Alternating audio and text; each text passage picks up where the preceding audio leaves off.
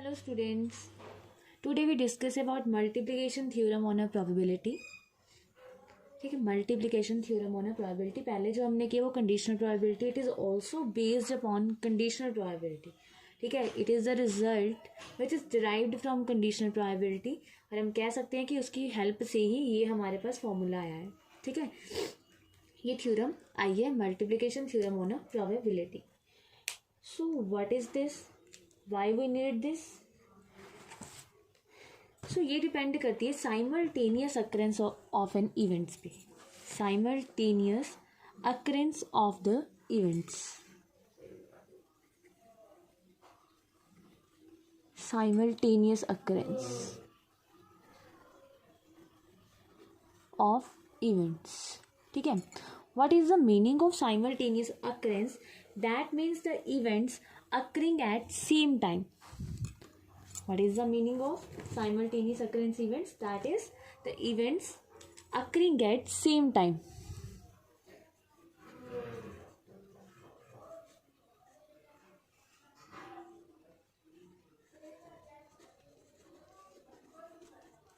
That means if we have a random experiment, then the events which exist or occur at same time, then how we find the probability of that events? Like example लेते हैं, हमारे पास example है. If we have 6 red balls, 7 black balls, 3 white balls and 10 blue balls. ठीक है, and we have to find the probability 2 black balls and 1 white balls. We have to find the probability of 2 black balls and 1 white ball. Then how we find the probability? Then there are some cases like first 2 balls are black, third one is white.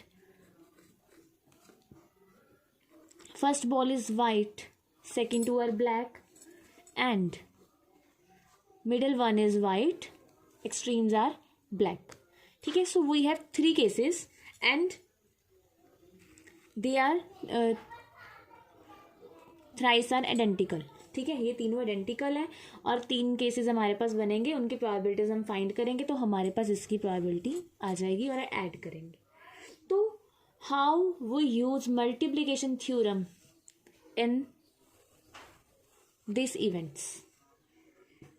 तो in these events how we use multiplication theorem. देखो, simultaneous occurrence also depends on 2 types of events. First one is dependent events, second one is independent events. ठीक है, dependent events and independent events. What are dependent events? That means occurrence of one event affects the occurrence of second event and likewise the third and fourth events etc. मतलब जिसमें depend, मतलब depend से ही नाम से समझ आता है कि डिपेंड कर रहा है. मतलब अगर हमारे पास कोई एक इवेंट हो गया, ठीक है, तो जो दूसरा इवेंट हो रहा है वो फर्स्ट पे डिपेंड कर रहा है. सिमिलरली जो थर्ड इवेंट हो रहा है वो फर्स्ट सेकंड पे डिपेंड कर रहा है. फोर्थ इवेंट पहले थर्ड पे डिपेंड कर रहा है. तो हम उनको बोलेंगे dependent events if occurrence of one affects the occurrence of second. Now what are independent events?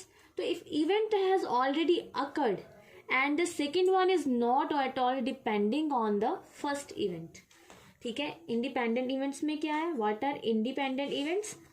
In which the occurrence of second the occurrence of first doesn't affect the occurrence of second event.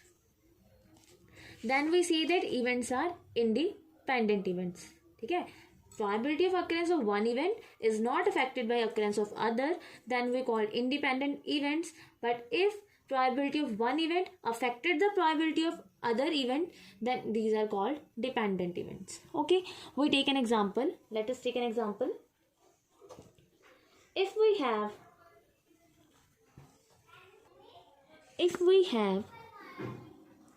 6 red balls, 7 black balls, 3 white balls. ठीक है, if we have 6 red balls, 7 black balls and 3 white balls and we have to find probability of देखो, if we take 6 red balls, 7 black balls, 3 white balls and we drawn 3 balls, 3 balls हम बाहर निकाल रहे हैं। But अब देखो 3 balls बाहर निकालने के लिए 2 केसेस आएंगे।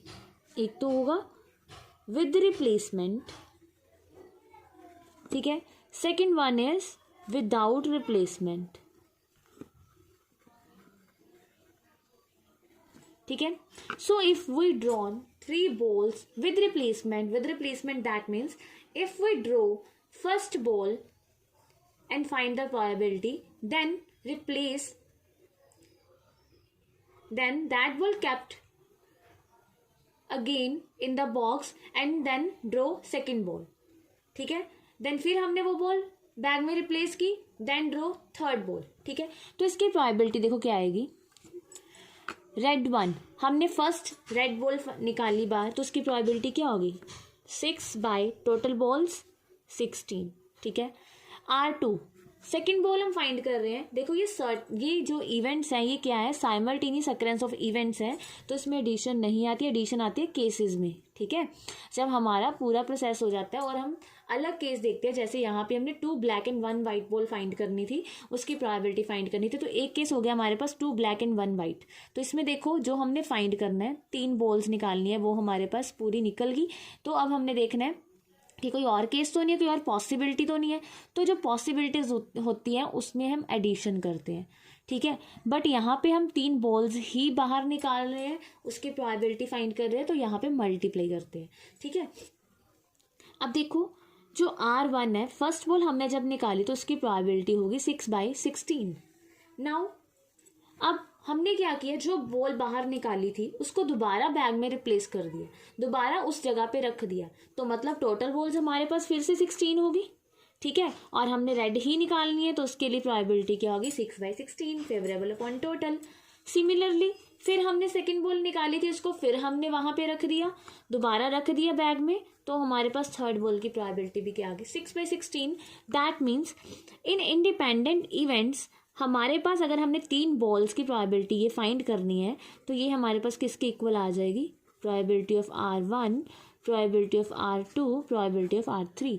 Because these balls are identical, so यहाँ पे केसेस नहीं बने जैसे यहाँ पे बने थे, ठीक है, बिकॉज तीनों बॉल्स क्या है सेम है।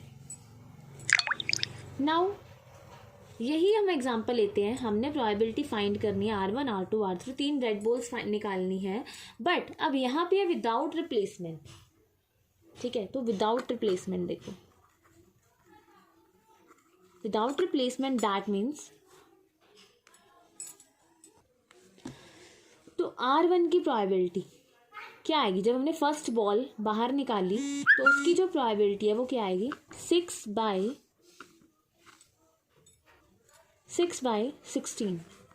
अब विदाउट रिप्लेसमेंट दैट मीन्स जो हमने बॉल बाहर निकाल ली वो हमने दोबारा रिप्लेस वहाँ पे नहीं की, तो हमारे पास जो सेकेंड बॉल निकालने के लिए जो रेड बॉल्स अवेलेबल होंगी वो कितनी होंगी 5, एंड टोटल बॉल्स कितनी होंगी 15, because 1 ball is taken out in the first event.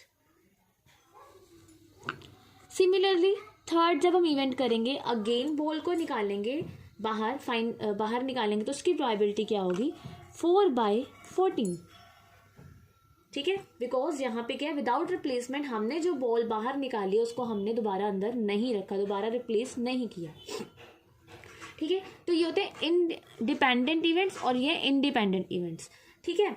तो हम इसको देखो ऐसे लिख सकते हैं, इसी को हम इस वे में लिख सकते हैं, जैसे हमने यहाँ पे क्या लिखा था, probability of R1 multiply probability of R2 multiply probability of R3। That means अगर हमने रिप्लेसमेंट कर दी तो हम R2 का जो R2 है, ठीक है, occurrence of R1 doesn't effect the occurrence of R2, ठीक है। Similarly R3 probability of R3 is not affected by the occurrence of R1 and R2। यहाँ पे क्या तीनों इंडिपेंडेंट इवेंट्स है, किसी के होने या ना होने से इनको कोई फर्क नहीं पड़ रहा, ठीक है। तो ये जो सिमिलरली अब यहाँ पे देखो, अगर हम यहाँ पे देखें तो जो सेकंड प्रोबेबिलिटी है, सेकंड इवेंट की प्रोबेबिलिटी का फर्क जो फर्स्ट वाले की प्रोबेबिलिटी हमने फाइंड की, इसने इसको इफेक्ट किया, ठीक है। सिमिलरली इन दो इवेंट्स ने थर्ड वाले को इफेक्ट किया, that means second one is affected by the first event and third one is affected by first two events. Similarly आगे जब हम केस करेंगे तो वो इफेक्ट होगा बाय प्रीवियस इवेंट्स, ठीक है।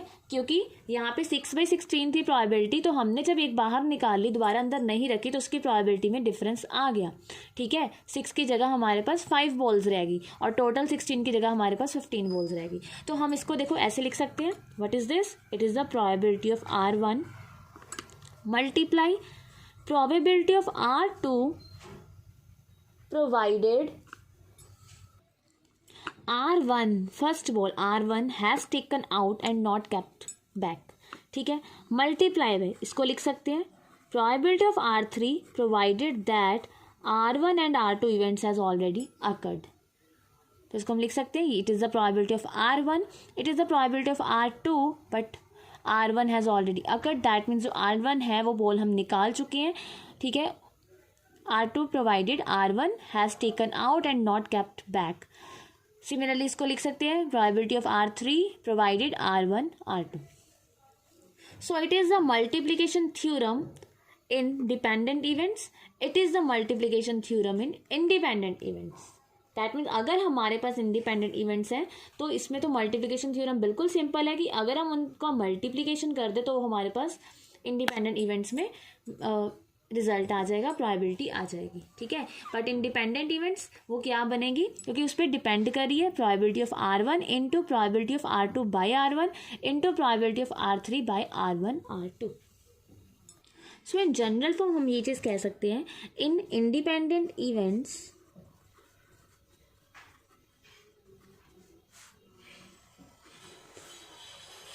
जनरल केस में अगर हम देखें probability of A1, A2 so on up to AN events is equals to probability of A1 into probability of A2 into probability of A3 into so on up to probability of AN, ठीक है।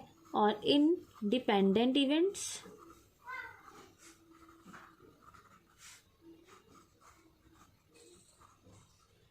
so on up to ये किसकी equal होगी, probability of A1 multiply probability of A1 provided probability of A2 provided A1 has already occurred, probability of A3 provided A1 A2 has already occurred, so on up to AN provided A1 so on up to AN minus 1 balls या कुछ भी has taken out and not kept back, ठीक है। तो यही हमारे पास multiplication theorem है।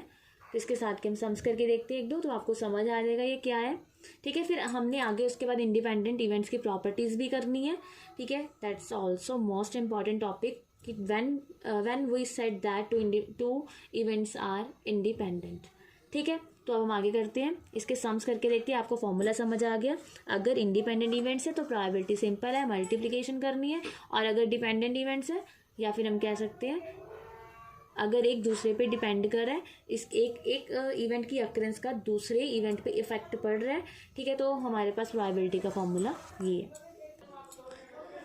So an urn contains 10 black and 5 white balls. 2 balls are drawn from the urn one after the other. That means these are the events of simultaneous occurrence because one after the other, एक के बाद एक ball हमने बाहर निकाली and without replacement है, without replacement that means they are dependent events, ठीक है। बिकॉज अगर हमने विदाउट रिप्लेसमेंट कोई चीज़ निकाली है तो उसको वापस नहीं रखा तो दूसरे इवेंट की प्रोबेबिलिटी पे इफेक्ट पड़ेगा ही पड़ेगा, ठीक है। So what is the probability of both drawn balls are black, तो हमने फाइंड करना है प्रोबेबिलिटी की जो दोनों बॉल्स हमने निकाली है वो क्या है, ब्लैक है, ठीक है। सो हाँ, एक और बात हमने यहाँ पे ये चीज़ की है ना कि हमने कहा था कि कंडीशनल प्रोबेबिलिटी के ऊपर डिपेंड कर रही है ना। वाई, हाउ, देखो अगर हम सिर्फ 2 इवेंट्स की बात करें, जैसे अभी हमने जनरल इवेंट्स की बात की है, 3 इवेंट्स हैं, अगर हम इसके अकॉर्डिंग 2 इवेंट्स की बात करें तो ये किसके इक्वल होगा, probability of A into probability of B by A, ठीक है। प्रोबेबिलिटी ऑफ, देखो इसका मतलब क्या है, एक तरह से R1 and R2 and R3, मतलब इसको हम इस फॉर्म में लिख सकते हैं इंटरसेक्शन की फॉर्म में, ठीक है। सिमिलरली यहाँ पे इस ए बी को हम लिख सकते हैं A intersection B. So what is this equals to, तो probability of A intersection B equals to probability of A into probability of B by A. तो अगर हम यहाँ से देखें probability of B by A किसके इक्वल आ रही है, probability of A intersection B divided by probability of A provided probability of A not equal to 0। तो it is the formula of conditional probability. ठीक है। सो हमने ये चीज़ कही थी कि इसके लिए कंडीशनल प्रोबेबिलिटी आपको पता होनी चाहिए। तो it also depends upon conditional probability.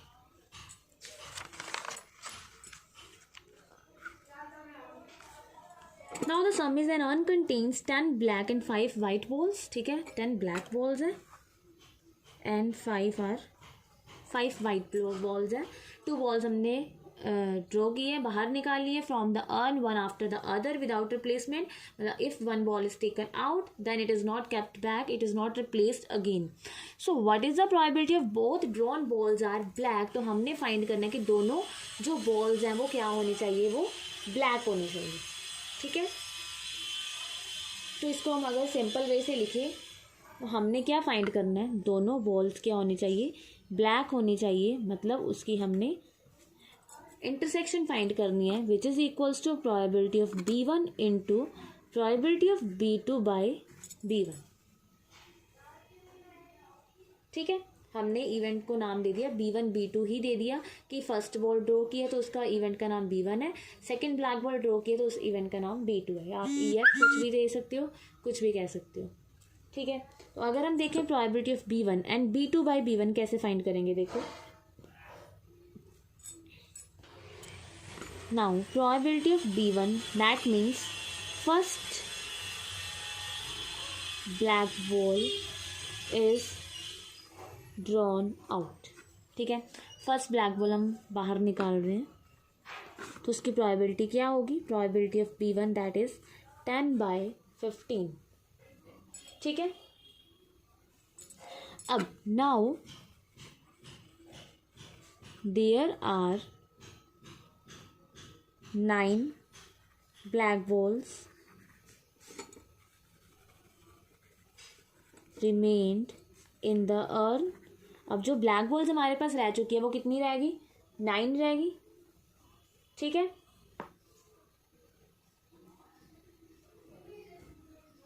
And 5 white balls है। So probability of drawing second ball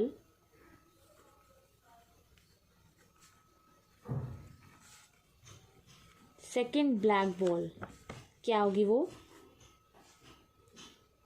given that. अब इसमें हम कैसे लिखेंगे, second black ball given that first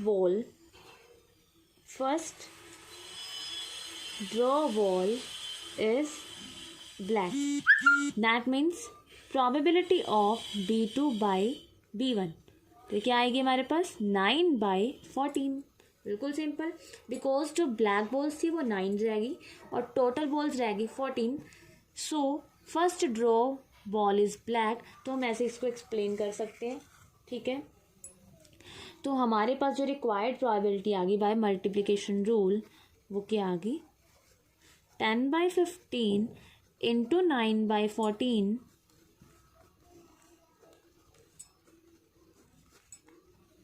3/7। ठीक है। अब ये 2 इवेंट्स के लिए थी। Similarly multiplication theorem for more than 2 events क्या होगी, अगर हमारे पास 3 इवेंट्स हैं तो पहले probability of E plus multiply, फिर F की probability when E has already occurred, then G की probability when they both events are already occurred. ठीक है। और इंटरसेक्शन को हम बिना इंटरसेक्शन के ऐसे भी डिनोट कर सकते हैं, ऐसे भी रिप्रेजेंट कर सकते हैं। सिमिलरली फॉर मोर इवेंट्स भी यही है। तो सेकंड देखो, 3 cards are drawn successively without replacement from a pack of 52 well shuffled cards. What is the probability that first 2 cards are kings and the third card drawn is an ace. Now we have to find first 2 cards are king and third one is an ace. ठीक है। So हमने let कर लिया K denote the event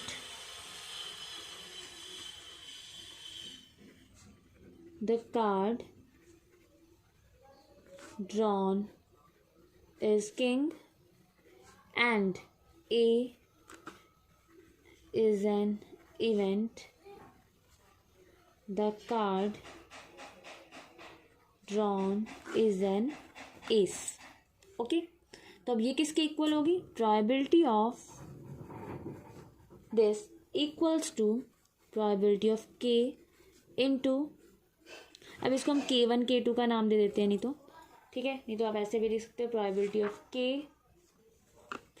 of K by K into probability of A by, क्योंकि हमने इसको के का नाम दिया इवेंट को, तो हमने के से ही डिनोट कर लिया। तो अगर हम सिंपल देखें तो ये किसकी इक्वल होगी? Probability of king. अब किंग के टोटल कार्ड्स कितने होते हैं? 4, और टोटल कार्ड्स कितने हैं? 52। अब हमने एक किंग का कार्ड है जो वो निकाल लिया विदाउट रिप्लेसमेंट, तो नेक्स्ट टाइम जब हमने किंग फाइंड करना है, किंग का कार्ड निकालना है, तो उसके लिए हमारे पास कितने कार्ड्स होंगे? 3, और टोटल कितने हैं? 51 रह जाएंगे, 51 रिमेनिंग। सिमिलरली यहाँ पे 2 रह जाएंगे और यहाँ पे 50 रह जाएंगे। ठीक है, तो ये हमारे पास क्या आ गया? 3 17, 4 13, यहाँ पे देखो एस है, किंग नहीं है, तो एस के लिए हमारे पास 4 कार्ड्स हैं। ठीक है, तो 4 फेवरेबल आउटकम्स होगी, तो इसकी प्रोबेबिलिटी हमारे पास कितनी आ गई? 2/5 5 2 5। ठीक है, तो ये है हमारे पास मल्टीप्लिकेशन थ्योरम के साथ जो हमने सम्स किए हैं। अगर वी हैव डिपेंडेंट इवेंट्स, ठीक है, not independent, that means without replacement आएगा, तो ये डिपेंड करेंगे ही करेंगे एक दूसरे पे। ठीक है, विदाउट, हाँ कई बार हो सकता है कि विदाउट रिप्लेसमेंट में भी ये डिपेंड ना करें, वो आपको देखना पड़ेगा। जैसे 52 कार्ड्स हैं, 2 कार्ड्स हम निकाल रहे हैं, तो first one is black and second one is red. तो अगर हमने फर्स्ट ब्लैक कार्ड निकाला है, जैसे हमारे पास क्या है, डिपेंडेंट में हमारे पास विदाउट रिप्लेसमेंट तो होगा ही, ठीक है, ऑलवेज होगा, और ये उस पर डिपेंड करेगा भी। मान लो हमारे पास कोई 2 इवेंट्स हैं, ठीक है, विदाउट रिप्लेसमेंट ही है, तो एक है हमारे पास ब्लैक कार्ड का और एक है हमारे पास रेड कार्ड का। ठीक है, तो हम ब्लैक जब निकालेंगे तो वो कितना आएगा? 26/52, एंड रेड निकालेंगे, अब हमारे पास फेवरेबल तो 26 ही होंगे, बट टोटल में तो डिफरेंस आएगा ही आएगा। दैट मीन्स इसकी जो प्रोबेबिलिटी है, इसकी अक्रेंस इस पर डिपेंड कर रही है, तो ये भी डिपेंडेंट इवेंट्स ही होंगे। ठीक है, चाहे फेवरेबल में कोई फ़र्क नहीं आ रहा, बट टोटल में तो डिफरेंस आ ही रहा है। ठीक है, तो जो विदाउट रिप्लेसमेंट है वो डिपेंडेंट इवेंट्स होंगे, तो ये इसका फॉर्मूला बन गया। ठीक है, तो अब हमने करनी है प्रॉपर्टीज़ ऑफ इंडिपेंडेंट इवेंट्स, और इंडिपेंडेंट इवेंट्स एक बार फिर करते हैं, उसकी डेफिनेशन क्या है और उसकी प्रॉपर्टीज़ क्या है। ठीक है, so now independent events are said to be independent events if the occurrence of or non-occurrence of one event doesn't affect the probability of the occurrence or non-occurrence of the other। ठीक है, एक event की probability, एक event की occurrences, एक event के होने के चांसेस दूसरे पे डिपेंड नहीं करे, दूसरे को अफेक्ट नहीं करे, किसी भी दूसरे इवेंट को। ठीक है, तो हम उन्हें बोलते हैं independent events. For example, suppose a bag contains 6 white and 3 red balls, 2 balls are drawn from the bag one after the other, and consider the events drawing a white ball in first row and second one is drawing a red ball in second row। वही चीज़ है, अगर first में हमने white ball निकाली है, second event में हमने red ball निकाली है, बट अगर ये विद रिप्लेसमेंट हो देन वो इंडिपेंडेंट इवेंट्स होंगे, बट अगर विदाउट रिप्लेसमेंट है देन वो डिपेंडेंट इवेंट्स होंगे। ठीक है, तो ये हमने पहले कर लिया, इंडिपेंडेंट इवेंट्स क्या होते हैं, इसकी एग्जांपल हमने कर ली। तो हमारे पास सीधा सीधा एक रिजल्ट निकलता है, जो मेन हमने, अगर मान लो आपको चेक करना है कि टू इवेंट्स इंडिपेंडेंट है या नहीं है। ठीक है, तो बिल्कुल सिंपल प्रॉपर्टी है उसकी, अगर we have to check the events are independent और not, so late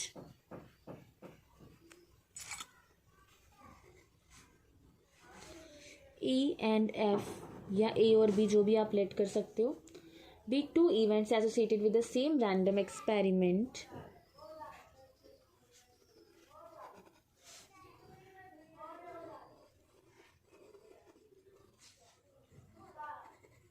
with the same random experiment,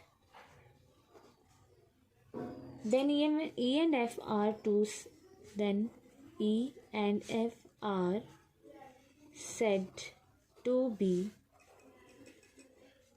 independent if probability of E intersection F equals to probability of E into probability of F। ये चीज़ आप कर चुके हो पहले, अभी हमने example दी थी। अगर हमने R1, R2, R3 फाइंड करनी है, उनकी प्रोबेबिलिटीज फाइंड करनी है, तो वो इसके इक्वल आएंगे probability of R1 into probability of R2 into probability of R3। तो अगर हमने दो इवेंट्स को चेक करना है कि वो इंडिपेंडेंट है या नहीं है, तो क्या होगा, अगर उसकी इंटरसेक्शन दोनों इवेंट्स के प्रोबेबिलिटीज़ की मल्टीप्लिकेशन के इक्वल आ रहे हैं तो हम कहेंगे इंडिपेंडेंट है। If it is not equal, ठीक है, then they are dependent, events. ठीक है, तो अगर हमारे पास एक से ज़्यादा इवेंट्स है तो भी यही प्रॉपर्टी है हमारे पास। ठीक है, तो हम इसके साथ के सम्स करते हैं। Now, if probability of A is 3/5 and probability of B is 1/5, find probability of A intersection B if A and B are independent events. Now we have given that कि A and B independent events हैं, so that means probability of A intersection B को हम कैसे लिख सकते हैं, probability of A into probability of B, because A and B are independent events। ठीक है, so probability of A is 3/5, probability of B is 1/5, so probability of A intersection B is 3/25। Next one is a fair coin and an unbiased die are tossed. Let A be the event head appears on the coin and B be the event 3 on the dice. Check whether A and B are independent or not। तो हमने check करना है independent है या नहीं है। पहले हम क्या लिखेंगे, पहले हम सैम्पल स्पेस लिखेंगे। तो सैम्पल स्पेस हमारे पास क्या आएगी, fair coin and unbiased die are tossed. That means अगर फेयर क्वाइन है तो या तो हेड आएगा या फिर टेल आएगा, तो एंड डाइस भी थ्रो कर रहे हैं, ठीक है, दोनों को टोस्ट कर रहे हैं, एंड है बीच में, तो दैट मीन्स अगर हेड के साथ हमारे पास 1 आ सकता है, 2 आ सकता है, 3, H4, H5, H6, तो टेल भी आ सकता है, हेड और टेल आ सकता है, और डाइस पे 1 से 6 तक आ सकता है। तो ये हमारे पास क्या होगी, पॉसिबल आउटकम्स, सैम्पल स्पेस। ठीक है, so now what is the probability of A. तो ए की प्रोबेबिलिटी क्या होगी, head appears on the coin. तो head appears on the coin, that mean 6/12, 1/2। And now what is the probability of B, 3 on the dice, 3 on the dice, that means 2 favourable outcomes है इसमें हमारे पास, 2/12, that is 1/6। अब हमने check करना है कि independent है या नहीं है, तो हम इसके लिए इंटरसेक्शन भी फाइंड करेंगे। ठीक है, तो हम इंटरसेक्शन फाइंड करते हैं। पहले देखो ए इंटरसेक्शन बी में क्या क्या आएगा हमारे पास। ए में हमारे पास है head appears on the coin, ये हमारे पास ए के इवेंट्स हैं, एंड बी के इवेंट्स हैं और बी के एलिमेंट्स हैं ये दोनों, क्या है इसमें, सॉरी 3 ऑन द डाइस, ये दोनों। तो हम देख सकते हैं ए में ये सारे हैं और बी में सिर्फ ये है, तो इसमें कॉमन क्या आ रहा है, H3, दैट मीन्स 1। तो probability of A intersection B क्या हो गया हमारे पास, 1/12। Now we have to check the events are independent और नॉट। तो हम कह सकते हैं कि events A and B are independent if probability of A intersection B equals to probability of A into probability of B. So it is 1/2, 1/6 and 1/12.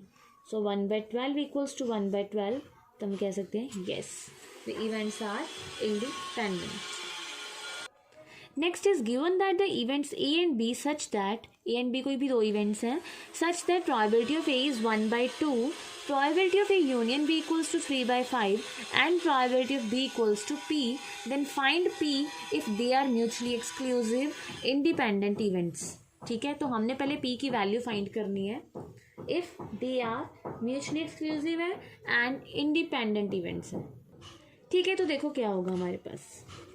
We have given that probability of A is 1/2, probability of A union B is 3/5 and probability of B is P. ठीक है, तो now first case when A and B are mutually exclusive events. तो mutually exclusive की definition हमने की थी which can't happen together. कोई भी ऐसे दो इवेंट्स जो एक साथ नहीं हो सकते उनको हम क्या बोलते हैं, mutually exclusive events. No two or more of them can occur simultaneously in the same trial. और इसलिए हमने ये चीज़ की थी कि म्यूचुअली एक्सक्लूसिव इवेंट्स में क्या होगा, हमारे पास जो इंटरसेक्शन होगी दोनों इवेंट्स की वो क्या होती है, प्रोबेबिलिटी उसकी 0 होती है. दैट मीन्स डिसजॉइंट सेट्स होते हैं, इंटरसेक्शन क्या होती है, 5 होती है. बिकॉज ये एक साथ नहीं हो सकते तो दोनों इवेंट्स की इंटरसेक्शन 5 होती है. सो प्रोबेबिलिटी ऑफ इंटरसेक्शन भी इज 0. ओके, तो हमने फाइंड करना है पी की वैल्यू. तो हम कह सकते हैं, तो हमें गिवन क्या है, probability of A union B which is equals to probability of A plus probability of B minus probability of A intersection B. So what is probability of A? It is 1/2. Probability of B is P. And what is A intersection B? This is 0. And probability of A union B is given by 3/5. So 3/5 minus 1/2 equals to P. 6 minus 5/10, that is 1/10. If the events are mutually exclusive, then the value of P is 1/10. Now second case is when A and B are independent events. When A and B are independent events. So if A and B are independent events, probability of A union B is probability of A plus probability of B minus probability of A intersection B. Probability of A union B is 3/5. Probability of A is 1/2. Probability of B is P. And if A and B are independent events, so intersection is equals to probability of A into probability of B. So what is probability of A and B? Probability of A is 1/2. Probability of B is P. So 3/5 minus 1/2 equals to P minus half P, which is equals to 1/2 P. So ये हो गया हमारे पास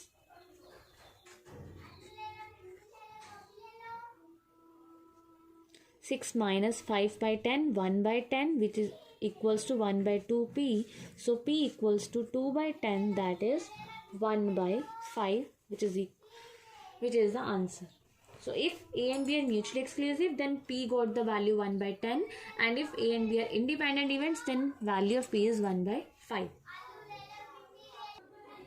Next is given two independent events A and B such that probability of A is 0.3 and probability of B is 0.6. Then find probability of A and B. Second one is probability of A and not B. Third one is A or B. Fourth one is neither A nor B. So first है हमारे पास probability of A and B. A and B, that means A intersection B. So A and B are independent events. तो then probability of A intersection B equals to probability of A into probability of B. That means 0.3 into 0.6, 0.18. Second one is we have to find probability of A and not B. Probability of A and not B, which is equals to probability of A into probability of not B. Probability of A is 0.3, and now what is probability of not B? We write probability of not B like as 1 minus probability of B. So 0.3 into 1 minus 0.6, 0.3 into 0.4, which is equals to 0.12. Third one is probability of A or B. So A or B, that means A union B, which is equals to probability of A plus probability of B minus probability of A intersection B. So probability of A is 0.3, probability of B is 0.6 minus A intersection B, which we have find in the first part, that is equals to 0.18. So it is equals to 0.9 minus 0.18, which is equals to 0.72. Fourth one is neither A nor B. So neither nor, that means not A and not B. तो इसको हम ऐसे भी लिख सकते हैं, probability of A union B की complement by De Morgan's law, A complement intersection B complement equals to A union B की whole complement. And now we know that probability of A plus A complement equals to 1. So probability of A complement is 1 minus probability of A. So we write probability of A union B complement is 1 minus probability of A union B. And now what is probability of A union B, which we found in third part, that is 0.72. So we get 0.28. Neither A nor B.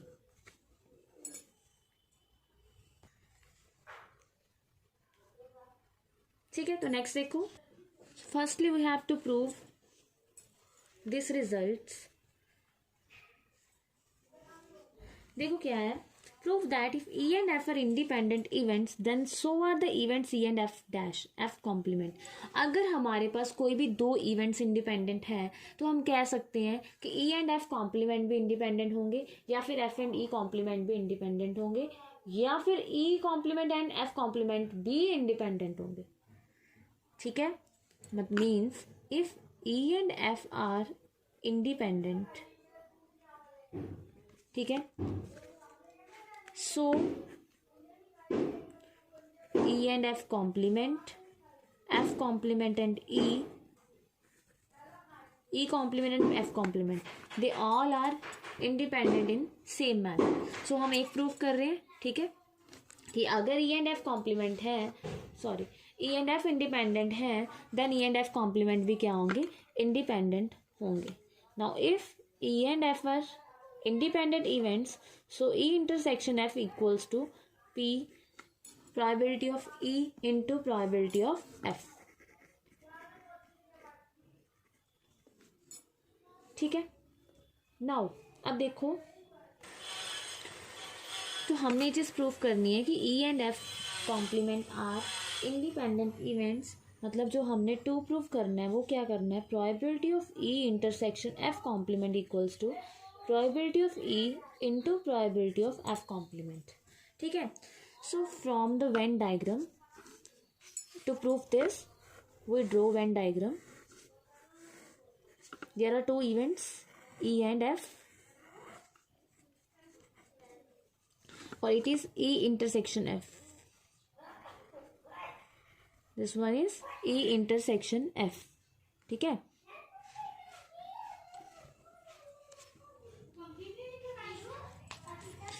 This one is E intersection F. So we write this as F intersection E complement, and this as E intersection F complement.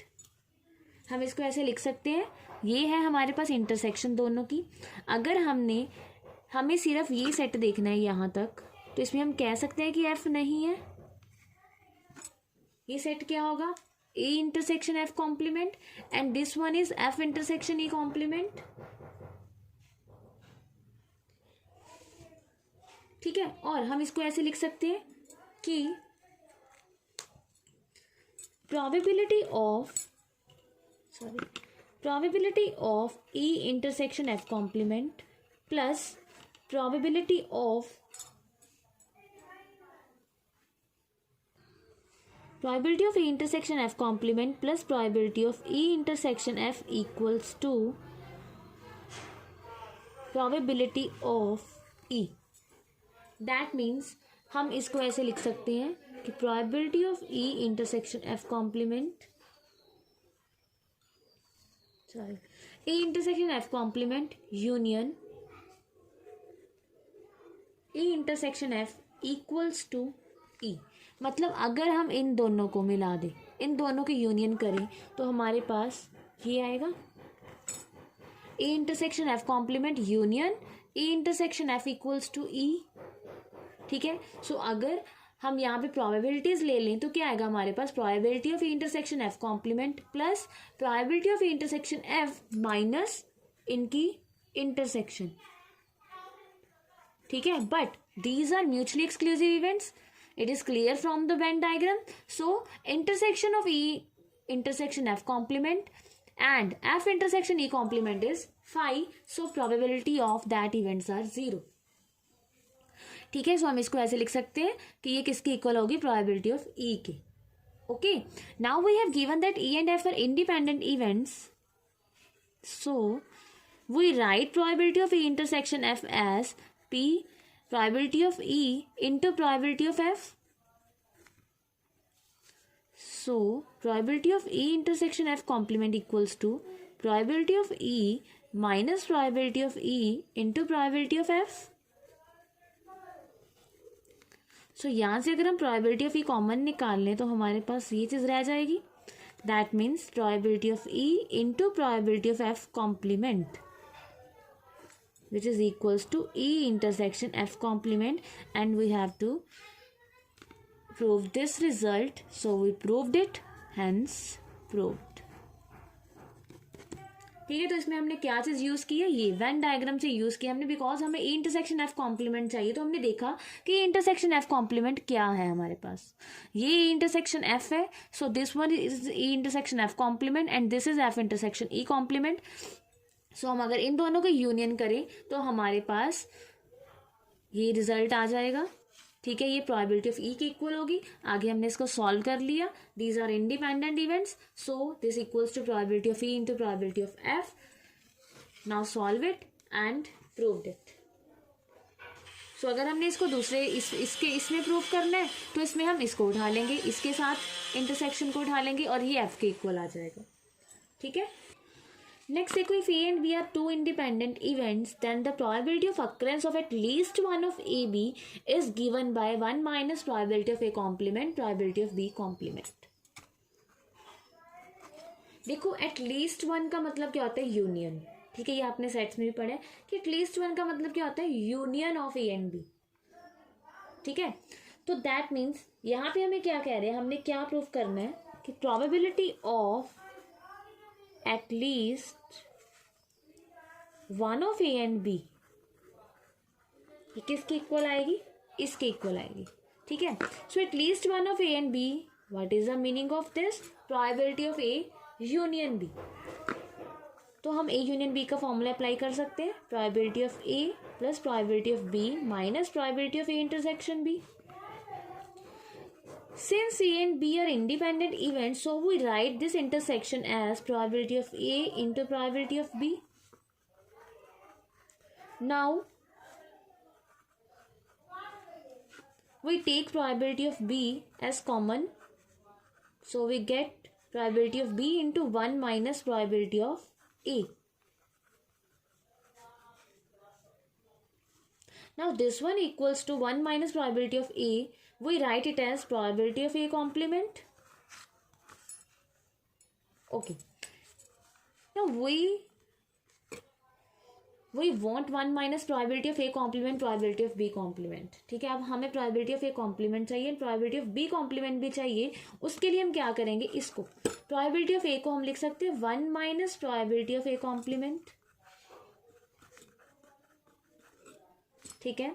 सो अब हम यहाँ से probability of A complement common निकाल सकते हैं. तो हमारे पास क्या रह जाएगा, 1 minus probability of B. So we get probability of B complement. ठीक है. तो हमने ये चीज़ प्रूव करनी थी कि at least one of A and B की प्रोबेबिलिटी, ये हम कह सकते हैं यूनियन की प्रोबेबिलिटी। अगर हमारे पास कॉम्प्लीमेंट्स गिवन है तो हम यूनियन का ये फॉर्मूला भी अप्लाई कर सकते हैं, 1 minus probability of A complement probability of B complement. मतलब ये चीज़ वहीं से बनी एक तरह से। अगर आप देखो probability of A union B को हम लिख सकते हैं 1 minus probability of A complement probability of B complement. मतलब एक तो ये हमारे पास फॉर्मूला है, ठीक है, और एक ये फॉर्मूला हो गया। अगर हमारे पास कॉम्प्लीमेंट्स गिवन है तो हम ये फॉर्मूला भी अप्लाई कर सकते हैं, ठीक है। देखो, हाँ जी, तो इसे देखो, probability of solving a specific problem independently by A and B are 1/2 and 1/3। तो प्रोबेबिलिटी हमें गिवन है, दो प्रॉब्लम्स है ए एंड बी, तो ए को सॉल्व करने की प्रोबेबिलिटी 1/2 है, बी को सॉल्व करने की प्रोबेबिलिटी 1/3 है। If both try to solve the problem, मतलब जो ए है वो, अगर एक हमारे पास स्पेसिफिक प्रॉब्लम है, ए है जो उस प्रॉब्लम को सॉल्व कर रहा है, उसकी प्रोबेबिलिटी है 1/2 एंड बी सॉल्व कर रहा है, उसकी प्रोबेबिलिटी है 1/3।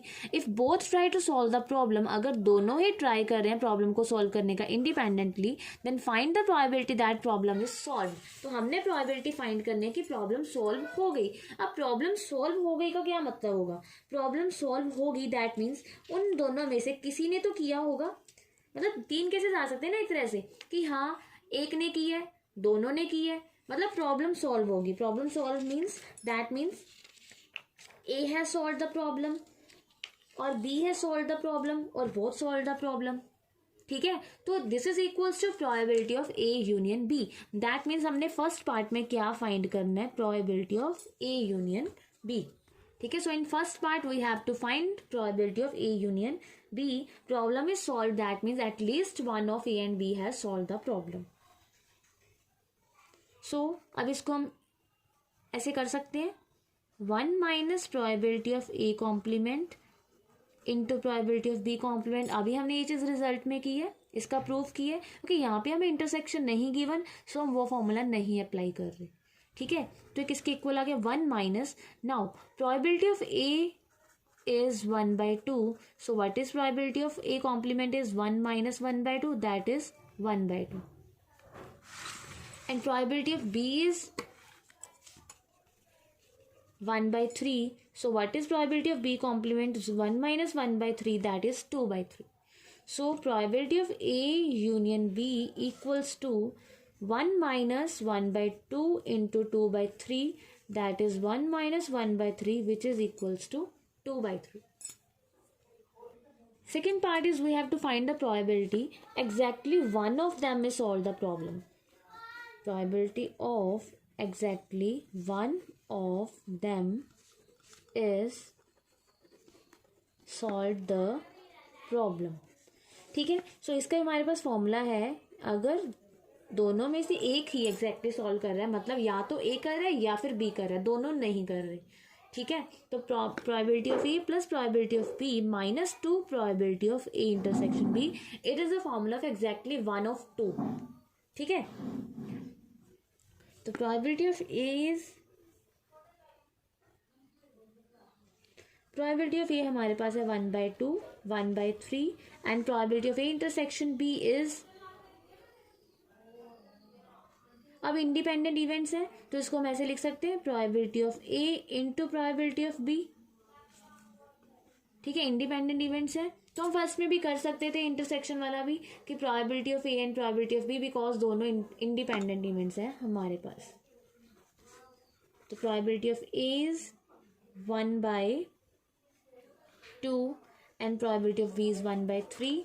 सो ये आ गई 1/2 plus 1/3 minus 1/3 which is equals to 1/2, ठीक है। तो यहाँ पे भी आप सिंपल फॉर्मूला भी अप्लाई कर सकते थे, अगर आपने ये नहीं करना, that means probability of A minus intersection, ठीक है। इंटरसेक्शन किसकी इक्वल होगी? क्योंकि इंडिपेंडेंट इवेंट्स है तो दोनों की मल्टीप्लीकेशन। हाँ जी, तो नेक्स्ट है, in a hostel 60% of the students read Hindi newspaper, 40% student reads English newspaper and 20% reads both Hindi and English newspaper, ठीक है।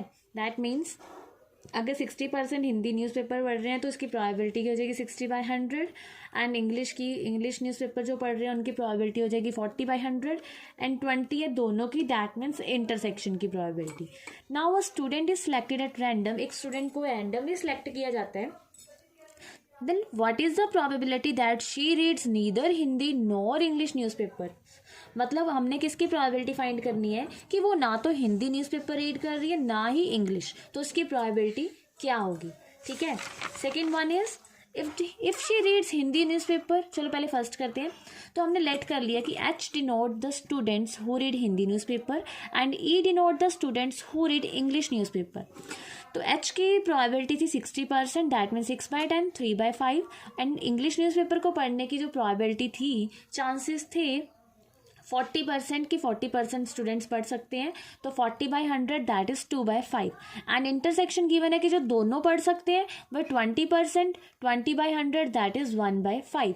So in first we have to find neither Hindi nor English, कि बच्चा जो है जो भी हमने सिलेक्ट किया है रैंडमली वो ना तो हिंदी न्यूज़पेपर रीड कर सकते हैं ना ही इंग्लिश, तो उसके चांसेस क्या है, उसकी प्रोबेबिलिटी क्या है.